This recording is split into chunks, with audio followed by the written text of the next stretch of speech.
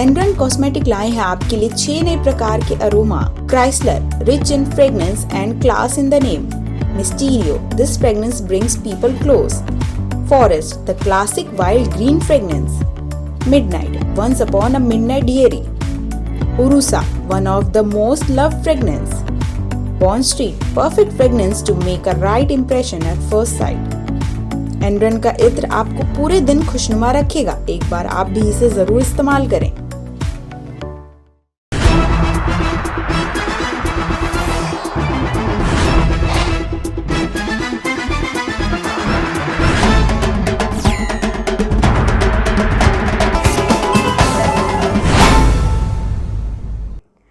नमस्कार, मैं शामिन गन्नर और आप देख रहे हैं इस समय भारत 24/7। देश में लगातार 5वें दिन घटे कोरोना के मामले। 24 घंटे में 2,35,000 नए मामले आए सामने। देश में कोरोना का कहर अब थमता दिख रहा है। आज लगातार 5वें दिन कोरोना के केसों में गिरावट देखने को मिली है। केंद्रीय स्वास्थ्य मंत्रालय द्वारा जारी आंकड़ों के अनुसार बीते 24 घंटे में कोरोना के 2,35,532 नए मामले सामने आए हैं। कोरोना के नए मामलों से ज्यादा अब ठीक होने वाले मरीजों का आंकड़ा देखने को मिल रहा है। जानकारी के अनुसार भारत में पिछले 24 घंटे में 3,35,939 कोरोना मरीज ठीक हुए हैं। हालांकि मौत के आंकड़ों में इजाफा देखने को मिला है। 24 घंटे में 871 लोगों की मौत हुई है। कल यह संख्या 627 थी। अब कोरोना के कुल एक्टिव केसों की संख्या 20,04,333 हो गई है। कोरोना के बढ़ते मामलों के बीच सरकार का वैक्सीनेशन अभियान भी तेजी से काम कर रहा है। देश में वैक्सीनेशन की संख्या 1 करोड़ से भी ज्यादा हो गई है। देश के ज्यादातर राज्यों में एक और कोरोना के मामलों में कमी आई है, लेकिन कुछ राज्यों में संक्रमण के मामलों में इजाफा देखने को मिला है। केरल में पिछले 24 घंटे के दौरान कुल 54,537 नए कोरोना के केस सामने आए हैं, तो वहीं महाराष्ट्र में 24,948 केस दर्ज किए गए हैं। तेज धूप से लोगों को मिली ठंड से राहत, लेकिन 2 फरवरी को फिर से बारिश के आसार। मौसम विभाग के अनुसार शनिवार को आसमान साफ रहेगा और दिन में ठंड भी कम रहेगी, लेकिन शाम को हवा चलने की संभावना है, जिससे ठिठुरन बढ़ सकती है। वहीं फरवरी की शुरुआत में बारिश की बौछार होने के आसार है। उत्तर पश्चिम और मध्य भारत में शीतलहर और शीत दिवस की स्थिति शनिवार के बाद धीरे धीरे कम होने की संभावना है, जबकि 2 से 4 फरवरी तक उत्तर पश्चिम, पूर्व और पूर्वोत्तर भारत में बारिश होगी। दिल्ली में शुक्रवार को करीब 3 सप्ताह बाद ऐसा हुआ जब दिन भर तेज धूप निकली हो। अधिकतम तापमान भी 19 दिन बाद 20 डिग्री पहुंचा। इससे दिल्ली वासियों को सर्दी से खासी राहत मिली। हालांकि तेज हवा चलने से दिन ढलने के बाद फिर से ठिठुरन बढ़ गई। शनिवार को भी कमोबेश ऐसा ही मौसम बने रहने के आसार है। मौसम विभाग की माने तो 2 और 3 फरवरी मौसम दोबारा करवट लेगा, बरसात भी होगी। शुक्रवार को अधिकतम तापमान सामान्य से 2 डिग्री सेल्सियस कम 20.6 डिग्री सेल्सियस, जबकि न्यूनतम तापमान सामान्य से 3 डिग्री कम 6.4 डिग्री दर्ज किया गया है। हवा में नमी का स्तर 35 से 95 रहा। छात्रों के मुद्दों को लेकर प्रियंका गांधी ने एनटीपीसी के छात्रों से की मुलाकात। साथ ही उत्तर प्रदेश सरकार में भर्तियों के नाम पर खाना पूर्ति करने का लगाया बड़ा आरोप। मैं कल मैं एक्चुअली एनटीपीसी के छात्रों से ही बात कर रही थी, जिन्होंने एग्ज़ाम दिया है। मैं उनको बता रही थी, पुराना किस्सा सुना रही थी कि इंदिरा जी के समय का, जब वो प्रधानमंत्री थी तो जेएनयू की चांसलर थी। उस समय बड़ा प्रदर्शन हुआ वहाँ, तो उन्होंने पिटाई थोड़ी करवाई, वो गई वहाँ, बात की उन्होंने। वहाँ के जो छात्र संघ के अध्यक्ष थे, उन्होंने उनके सामने पढ़ के सुनाया कि हम चाहते हैं कि आप इस्तीफा दो, आपको चांसलर नहीं होना चाहिए। उन्होंने इस्तीफा भी दिया। अभी दीदी ये नहीं हो रहा चांसलरशिप से जेएनयू का। क्यों? क्योंकि उन्होंने कहा कि हाँ एक्चुअली ये बात ठीक कह रहा है। तो जब सरकार, जब मंत्री, प्रधानमंत्री जब बात करने को राजी नहीं है, जब आप हर बार आप आवाज उठाएंगे तो आपको पीटा जाएगा, आपको तंग किया जाएगा, आपको प्रताड़ित किया जाएगा। आप बता रहे थे कि आपके जो शिक्षक हैं, जो आपका समर्थन कर रहे हैं, आपको मदद कर रहे हैं, उनको भी धमकाया जा रहा है। मतलब तो ये तो लोकतंत्र में तो ये होना ही नहीं चाहिए, होना ही नहीं चाहिए। जिस तरह से इन्होंने जो छात्र संघ के चुनाव ही बंद कर दिए हैं, क्या मतलब है इसका? क्या करने जा रहे हैं? आप तो अपना हक मांग रहे हैं। क्योंकि इतना अहंकार जब हो जाता है ना सरकार में, इनको समझ में नहीं आ रहा है कि ये इनकी ड्यूटी है, इनका धर्म है आपके प्रति। कोई आप पे एहसान नहीं कर रहा है आपको रोजगार देके, नहीं कर रहा है, ये आपका हक है। 12 लाख पद अगर रिक्त पड़े हैं तो आपका हक है कि आपको वो रोजगार मिले। लेकिन आज ये सिस्टम ये बन गया है कि जब आप अपना हक मांग रहे हो तो आपको पीटा जाएगा, चुप कराया जाएगा। और ये क्या तरीका है, मुझे समझ में ही नहीं आता कि किस तरह से एग्जाम्स हो रहे हैं। हमने जो इसीलिए, क्योंकि हमने ये सब काफी वो 69,000 वालों से, 21,000 वालों से सबसे बातचीत की, और ये जो विधान बनाया सबसे बातचीत करके की बनाया। इसमें हमने एक प्रपोजल किया है कि एक टाइम टेबल होना चाहिए, और उस टाइम टेबल में सिर्फ आपका जो एग्जाम का डेट, रिजल्ट का डेट, क्योंकि कई बार रिजल्ट 2 साल बाद आ रहा है, रिजल्ट 1.5 साल बाद आ रहा है। क्या मतलब हो गया? क्या पता कि वो एग्जाम के पेपर कहाँ पड़े हैं, किसने चेक किए हैं, 1.5 साल बाद, 2 साल बाद किसको याद रखता है कि क्या है, क्या रहता है कि क्या है क्या नहीं है। तो हमने प्रपोज किया है कि अगर हमारी सरकार आती है तो हम एक टाइम टेबल बनाएंगे, उसमें हर एक परीक्षा, हर अलग परीक्षा के लिए डेट, रिजल्ट का डेट और नियुक्ति 6 महीने से ज्यादा समय के बाद नहीं होगी। अगर उसका उल्लंघन किया जाएगा और जो टाइम टेबल है उसमें से इधर उधर गए तो एक हम कानून लाएंगे कि जो भी जिस अधिकारी ने ऐसा किया है उस पर कार्रवाई होगी। पिछली बार चुनाव था 2019 में, काफी मतलब प्रचार किया गया, 1,30,000 भर्तियां देंगे, 1,30,000 भर्तियां देंगे। दीदी नए नए सपने आए दीदी, 4 साल, तब भी 2 साल तैयारी के हो गए थे। फिर पेपर भरे, 500 रुपए दिए गए। जब दीदी 1.5-2 साल तक कुछ नहीं हुआ, जबकि दीदी 6 महीने में भर्ती होने का बोला गया था कि जुलाई में हो जाएंगे, लेकिन चुनाव होने के बाद भूल गए उस चीज को, किसी नहीं बोला। जब हम बच्चे तमाम बच्चों को दिक्कतें आई, उन्होंने सरकार को बताया, तब जाके दीदी फिर बताया कि 6 महीने तक टेंडर लेंगे हम। मतलब दीदी 1 साल तक टेंडर नहीं लिया गया। जब टेंडर हुआ, परीक्षाएं हुई, हमने टीचरों को निवेदन किया, जो टीचर हमें पढ़ाते हैं, काफी मात्रा में उनके फॉलोअर्स हैं, उन्होंने जब सरकार तक बातें पहुंचाई, तब जाके दीदी परीक्षा हुई दीदी। उसके परीक्षा अब 1 साल बाद हुई। हाँ, परीक्षा 1 साल बाद हुई। अभी भी कंप्लीट परीक्षा नहीं हुई है दीदी। एनटीपीसी की परीक्षा हुई है, ग्रुप डी की परीक्षा भी नहीं हुई है दीदी। रिजल्ट दिया, उसमें बोला गया था कि 20 गुना अभ्यर्थी लेंगे। 20 गुना अभ्यर्थी की जगह उन्होंने 20 गुना नंबर ले लिए कैंडिडेट के। मतलब एक बच्चा अगर 6 पदों पे वो है तो 6 बार उनका नाम लिख लिया दीदी। बताओ, इससे 4 लाख बच्चे तो वैसे ही दीदी पीछे हो गए। दीदी 3-3 साल घर से दूर रह के दीदी कोचिंग करते हैं दीदी। मतलब परिवार से, आपने बोला खेलने की सुविधाएं, दीदी 3 साल से 4 साल से खेल से बिल्कुल दूर है। केवल हाथ में कलम और किताब है, नोट्स है बस दीदी। और फिर भी ये नतीजा, और घर का खाना भी नहीं है, टिफिन। मतलब दीदी आप सारी चीज समझ पा रही होंगी कि हम कैसे बाहर जाके रहते हैं। उसके बाद दीदी सरकार कहती है कि छात्र आंदोलन ना करें, हम सारी समस्याएं सुन रहे हैं। 25 तारीख को, 24 तारीख को छात्रों ने प्रदर्शन किया दीदी। 9 दिन तक ट्विटर पे हमने कैंपेन चलाया। क्या दीदी रेल मंत्री जी का वो नहीं था दायित्व कि वो आके बताएं हमें सारी चीजें। दीदी जब प्रदर्शन करते हैं तो दीदी हमें उपद्रव भी, मीडिया वाले उपद्रव भी बताते हैं। लेकिन मुझे ये बात समझ में नहीं आती कि आप प्रदर्शन कर रहे हो, आपकी कोई समस्या है, ठीक है, तो आपसे बात करने में क्या प्रॉब्लम है? दीदी हम मजबूर थे दीदी वो नहीं, मैं कह रही हूँ कि ये सरकार आपसे बात क्यों नहीं कर रही है, आपके पास क्यों नहीं आ रही? केशव प्रसाद मौर्य ने सपा अध्यक्ष अखिलेश यादव पर किया बड़ा हमला, ट्वीट कर कही ये बात। उत्तर प्रदेश में विधानसभा चुनाव को लेकर राजनीतिक दलों की आपसी जुबानी जंग तेज होती जा रही है। प्रत्याशियों का ऐलान होते ही एक दूसरे पर आरोप प्रत्यारोप का दौर भी शुरू हो गया है। राजनीतिक उठापटक के बीच चुनाव जीतने के लिए राजनीतिक दलों ने पूरी ताकत झोंक दी है। नेताओं के दल बदलने का सिलसिला भी जारी है। ऐसे में उत्तर प्रदेश के उप मुख्यमंत्री केशव प्रसाद मौर्य ने अखिलेश यादव पर बड़ा हमला किया है। उन्होंने ट्वीट कर सहारनपुर में मारे गए पत्रकार की मौत का कनेक्शन समाजवादी पार्टी से होने की बात कही। केशव ने कहा, अखिलेश यादव जी सहारनपुर के पत्रकार सुधीर सैनी, जिनकी हत्या सपा के गुंडों फरमान, मन्नाम और जहांगीर ने की है, हत्यारों को लेकर चुप्पी क्यों साध रखी है? अभी तो पहले चरण का मतदान भी नहीं हुआ है। आपके गुंडों ने ट्रेलर दिखाना शुरू कर दिया है। भाजपा सुधीर सैनी के परिवार के साथ है। वही ट्वीट कर की उपलब्धि में गिनवाई। उन्होंने ट्वीट में लिखा कि जो कोई सोच न पाए भाजपा ने वो करके दिखाया।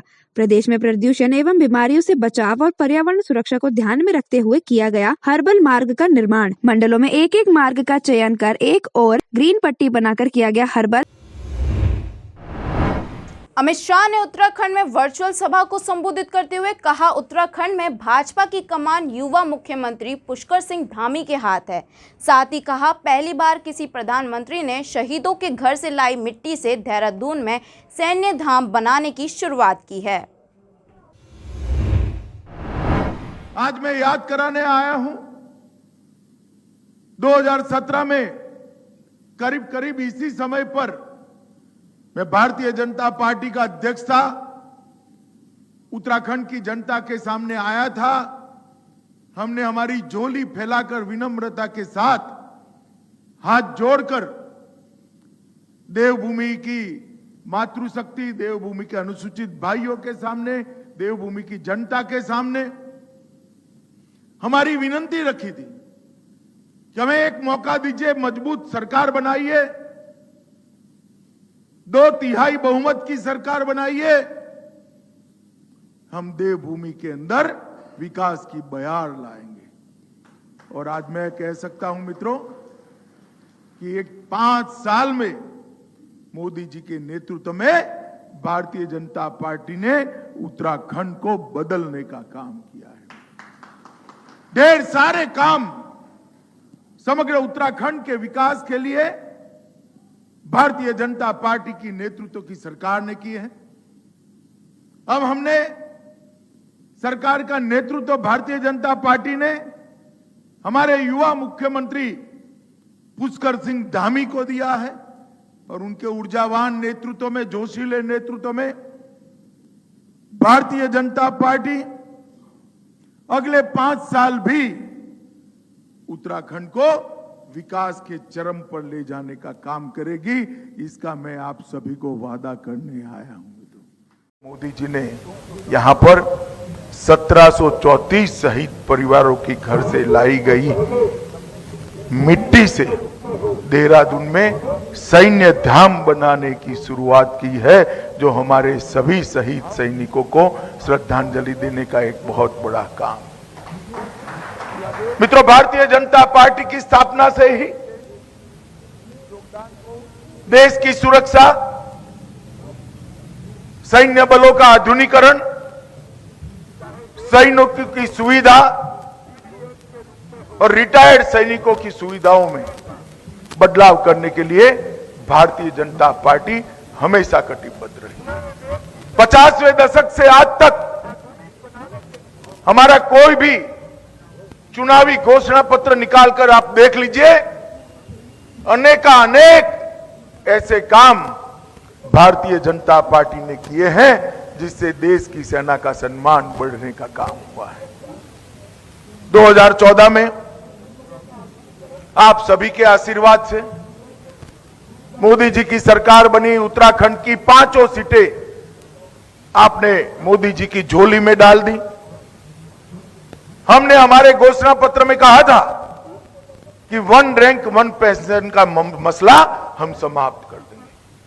1972 से ये डिमांड चली आ रही थी, कोई कुछ नहीं करता था। कांग्रेस की तीसरी पीढ़ी आ गई, ये समाप्त नहीं होता था। नरेंद्र मोदी जी ने 2015 में 1 रैंक 1 पेंशन को लागू कर 20 लाख भूतपूर्व सैनिकों को 20,000 करोड़ की राशि इनके बैंक अकाउंट में सीधा पहुंचाने का काम किया है। यही बताता है कि भारतीय जनता पार्टी की प्रायोरिटी क्या है। पूर्व पार्षद सतपाल पुरी सहित कई पदाधिकारी आम आदमी पार्टी में हुए शामिल। चुनावी माहौल में नेताओं का आना जाना लगा हुआ है। शुक्रवार को अकाली दल के पूर्व पार्षद अजीत ढिल्लों, कांग्रेस के पूर्व पार्षद सतपाल पुरी व कांग्रेस, भाजपा एवं अकाली दल के कई पदाधिकारियों व कार्यकर्ता अपनी पार्टी को अलविदा कहकर आम आदमी पार्टी में शामिल हो गए हैं। शिवपुरी रोड पर आयोजित समारोह में आप के वरिष्ठ नेता एवं दिल्ली के स्वास्थ्य मंत्री सत्येंद्र जैन व विधानसभा उत्तरी से आप उम्मीदवार चौधरी मदन लाल बग्गा ने उन्हें पार्टी में शामिल कराया और उनका स्वागत किया। पूर्व पार्षदों के अलावा टकसाली कांग्रेसी परिवार से वरिंद्र गारगट, कांग्रेस टिकट से चुनाव लड़ चुके लाली धालीवाल, भाजपा नेता गुरमीत सिंह बब्बू, अकाली दल शहरी के महासचिव कुलविंदर सिंह मनी, यूथ अकाली दल के उपाध्यक्ष जगदीत सिंह जज, वार्ड 88 के अकाली दल अध्यक्ष देवेंद्र भाटिया, स्त्री अकाली दल के 88 की अध्यक्ष नजीरा खातून, वार्ड 85 अध्यक्ष सुमन बाला, यूथ कांग्रेस नेता सौरभ तलवाड़, कांग्रेस नेता डीके अरोड़ा, अकाली नेता नरेश सरोया, विभिन्न पार्टियों में राजू अरोड़ा, चंद्रमोहन, शिव कुमार गोयल, शमी सहगल, रोमी वर्मा, रिकू चड्डा, सन्नी कावत्रा, विक्की बावा का नाम आम आदमी पार्टी में शामिल हो गया है। पंजाब में एक सभा को संबोधित करते हुए सीएम केजरीवाल बोले, सरकार बनने पर काम नहीं किया तो अगली बार मैं और भगवंत मान वोट मांगने नहीं आएंगे। आदमपुर में अरविंद केजरीवाल ने कहा कि आने वाला चुनाव बहुत महत्वपूर्ण है। अभी तक पंजाब में सिर्फ 2 पार्टियां थी, एक कांग्रेस और दूसरी अकाली बीजेपी का गठबंधन। दोनों में अच्छी सेटिंग थी, दोनों का एक परिवार था। पंजाब को लूटने के लिए दोनों को 5-5 साल का मौका मिलता था। लेकिन इस बार एक नई पार्टी आई है, आम आदमी पार्टी, ईमानदार पार्टी। जब मैंने टिकट दिया तो मैंने एक लोग को देखा कि यह आदमी ठीक है या नहीं। भगवंत मान कट्टर ईमानदार है, वो 7 साल से MP है, लेकिन इनके पास एक भी मकान नहीं है, वो किराए के मकान में रहते हैं। आप एक बार आम आदमी पार्टी को वोट देकर देखो, और अगर इस बार हम काम न करें तो अगली बार मैं और भगवंत मान दोनों ही आपके पास वोट मांगने नहीं आएंगे। अखिलेश यादव ने प्रेस वार्ता करते हुए उत्तर प्रदेश की कानून व्यवस्था पर उठाए सवाल, साथ ही चौधरी चरण सिंह को भारत रत्न देने की मांग। दुनिया की जिस तरह बेहतरीन व्यवस्था है, समाजवादी पार्टी जो आज डायल 112 है, एक रिस्पॉन्स सिस्टम दिया था पुलिस को सबसे बेहतरीन। भविष्य में मैं आपको भरोसा दिला सकता हूं कि किसी तरीके से कोई कानून के साथ खिलवाड़ नहीं करेगा, और अगर कानून के साथ खिलवाड़ करेगा तो कानून के अंदर उसके ऊपर कड़ी से कड़ी कार्रवाई होगी। साथ ही साथ मैं आपको बताना चाहता हूं कि उत्तर प्रदेश में अगर हम आंकड़ों के हिसाब से देखें, NCRB का आंकड़ा देखें, तो आज उत्तर प्रदेश की कानून व्यवस्था पहले से खराब हुई है। भारतीय जनता पार्टी के सरकार को सबसे ज्यादा नेशनल ह्यूमन राइट कमीशन से नोटिस मिले हैं, और कोई सोच सकता है कि मुख्यमंत्री के गृह जनपद में एक व्यापारी कारोबार के लिए गया हो तो पुलिस ने पीट पट करके उसकी जान ले ली हो। और यही नहीं, पुलिस में कभी जेल में हत्या नहीं हुई होगी किसी की, जेल में हत्या हो गई। और मैं आपको कहना चाहता हूं, और हमारे पत्रकार साथियों को कहना चाहता हूं कि कोई भी मुख्यमंत्री जेल में 3 घंटे नहीं रहा होगा। ये पहले उत्तर प्रदेश के मुख्यमंत्री हैं जिनके ऊपर न जाने कितने मुकदमे हैं, और किससे मिलने के लिए 3 घंटे जेल में रहे थे, किसके साथ चाय पी थी, किसके साथ बिस्किट खाए थे। कम से कम जो तमंचावादी बोल रहे हैं उन्हें इसका जवाब देना चाहिए कि 3 घंटे किस माफिया के साथ उन्होंने जेल में चाय और नाश्ता किया था।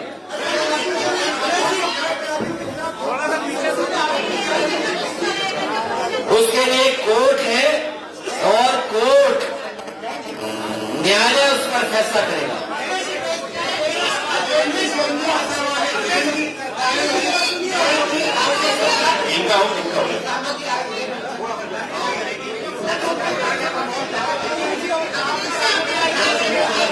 ये किसानों के लिए, बिजली के लिए बड़ी बात ही कह चुके हैं।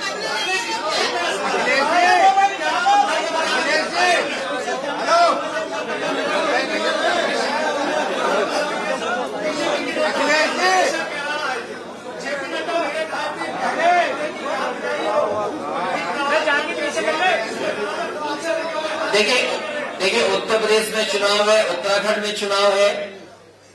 केवल उत्तर प्रदेश में पलायन का सवाल नहीं है, 1000 से ज्यादा गांव खाली है उत्तराखंड में, 1000 से ज्यादा गांव। क्या गृह मंत्री उत्तराखंड में भी जाएंगे? और इस बार यहाँ के किसान, यहाँ का नौजवान, यहाँ के हर वर्ग के लोगों ने तय किया है कि भारतीय जनता पार्टी का पॉलिटिकल कॉइन होने जा रहा है। मैं एक बार फिर कहता हूं कि चौधरी चरण सिंह जी को भारत रत्न मिलना चाहिए। भारत रत्न की पुरानी मांग को मैं दोबारा दोहराता हूं। राष्ट्रीय लोकदल के मुखिया जयंत चौधरी ने वोटर्स को लिखी चिट्ठी, कही ये बात। चुनाव आते ही प्रदेश के अलग अलग इलाकों में सियासी फतवे जारी करने का सिलसिला शुरू हो जाता है। कभी इसका जोर शोर से प्रचार किया जाता है तो कभी खामोशी के साथ उस पर अमल की बात होती है। हालांकि ज्यादातर इदारों और मसलकों से जुड़े मुफ्ती और मौलवी वोट की अपील के लिए फतवे जारी करने को जायज नहीं मानते। उनका कहना है कि फतवे की परिभाषा है कुरान और हदीस की व्याख्या। ऐसे में सियासी मामलों पर ये कैसे लागू हो सकता है? वह ये भी कहते हैं कि चुनावी अपील जारी करने वाले धर्मगुरु आवाम में अपनी बात का प्रभाव कम कर लेते हैं। राष्ट्रीय लोकदल के मुखिया जयंत चौधरी ने वोटर्स के नाम की चिट्ठी लिखी है। इनमें उन्होंने कहा कि पिछले 5 साल सत्ता में बैठे लोगों की दुर्भावनाओं और कुशासन के कारण जन विरोधी रहे हैं। सत्ताधीशों ने सामाजिक द्वेष, जातिगत और धार्मिक उन्माद फैलाकर जनता को बांटने का काम किया है। मुख्यमंत्री योगी आदित्यनाथ ने एक वर्चुअल सभा के दौरान कहा, पहले की सरकारें विकास का पैसा कब्रिस्तान पर खर्च करती थी, लेकिन आज वही पैसा आस्था के केंद्रों में विकास पर खर्च हो रहा है। फर्क तो साफ होगा ही भाइयों बहनों। पहले ये पैसा कब्रिस्तान के विकास में खर्च होता था, अब यही पैसा पीड़ितों के विकास में खर्च हो रहा है।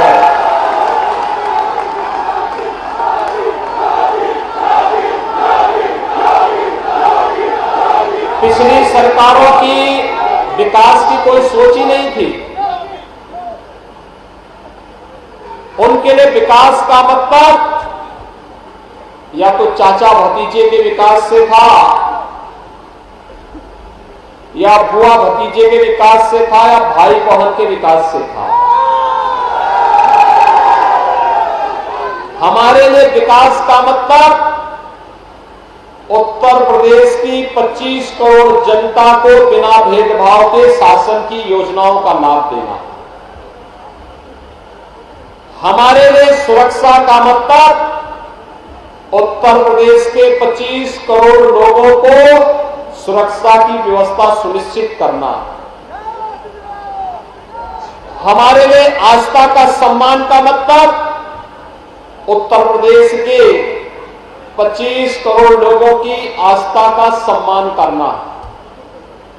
हमारे लिए कोरोना प्रबंधन का मतलब उत्तर प्रदेश की 25 करोड़ जनता को बिना भेदभाव के फ्री में टेस्ट, फ्री में उपचार, फ्री में वैक्सीन और फ्री में अन्य योजना का लाभ देना।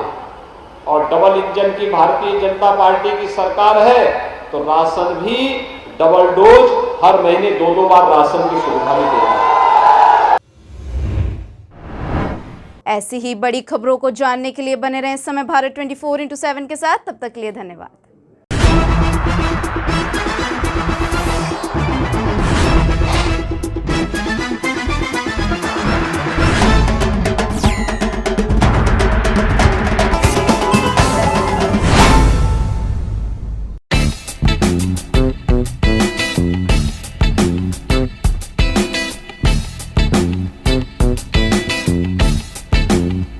छोटा ही सही लेकिन खूबसूरत हो आपका आशियाना, तो नई टेक्निक्स और डिजाइन्स का इस्तेमाल करके आप अपने घर को बेहद ही खूबसूरत और आकर्षक बनवा सकते हैं। नए interior designs, attractive colour combination और एडोरेबल फर्निशिंग स्टाइल से आपके घर का living room, bedroom, kitchen, balcony देगा आपको सपने जैसे घर का लुक। आप नहीं होना चाहते हैं अपने घर से बोर, तो कांटेक्ट कीजिए 9315138474 पर या फिर 9717378629 पर। वेबसाइट है www.citywide.co.in।